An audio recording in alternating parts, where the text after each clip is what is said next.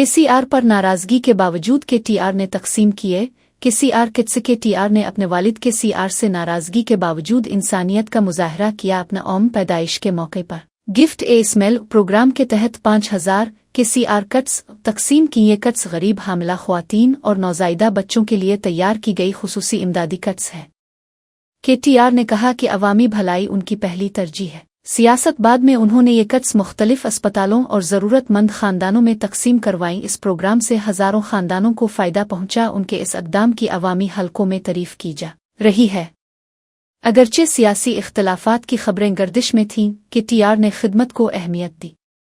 उन्होंने कहा कि इंसानियत किसी भी रिश्ते आ सियासत से बड़ी होती है। ये अमल केटीआर की समाजी वाबस्तगी और अवामी खिदमत के जज्बे को ज़ाहिर करता है। रेवंत रेड्डी हुकूमत ने गुस्से में केसीआर कट्स स्कीम रोक दी।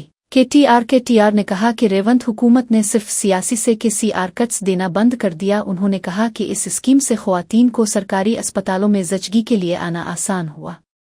मैं नहीं आती बेटा से लेकर खुद आने तक का सफ़र ये कट्स ने मुमकिन बनाया। तेलंगाना में बच्चों और माओं की शरह अमवात कम होने की बड़ी वजह यही स्कीम है। केटीआर ने इल्ज़ाम लगाया कि अवामी मुफाद की स्कीमें सियासत की भीन चढ़ रही हैं। उन्होंने मुतालबा किया कि केसीआर कट्स स्कीम को फौरी तौर पर बहाल किया जाए। కేసీఆర్ గారి మీద ఉండే కోపంతోని ఈ ప్రభుత్వం వచ్చిన తర్వాత మరి కేసీఆర్ పేరున్నది అని చెప్పి ఒక మంచి కార్యక్రమం, తల్లుల మరణాలు తగ్గించిన కార్యక్రమం, పిల్లల మరణాలు తగ్గించిన కార్యక్రమం, పేదవారికి మేలు చేసిన కార్యక్రమం, ప్రభుత్వ ఆసుపత్రుల్లో ప్రసవాలు పెంచిన కార్యక్రమం, నేను రాను బిడ్డో సర్కార్ దవాఖానకు అనే కాడ నుంచి సర్కార్ దవాఖానకు పోయేటట్టు చేసిన కార్యక్రమం కేసీఆర్ కిట్టు.